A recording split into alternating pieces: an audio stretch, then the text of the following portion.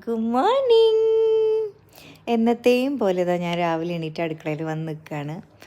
രാവിലെ എണീക്കുന്നു, ഭക്ഷണം ഉണ്ടാക്കുന്നു, റെഡിയാവുന്നു, ഓഫീസിൽ പോകുന്നു, തിരിച്ചു വരുന്നു, റിപ്പീറ്റ്.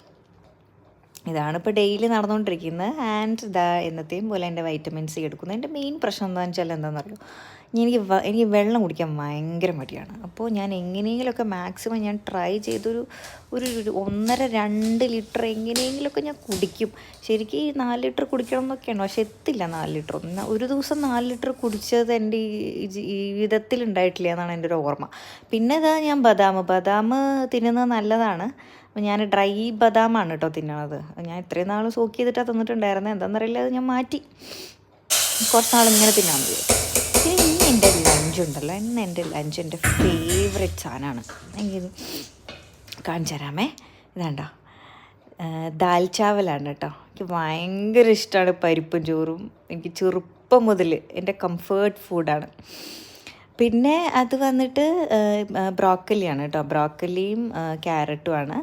അത് ഞാൻ 11 AM സ്നാക്കായിട്ട് എടുത്തതാണ്. പിന്നെ ഇപ്പോൾ എന്താ, പാത്രമൊക്കെ കഴുകി ഇതാ റെഡിയായി.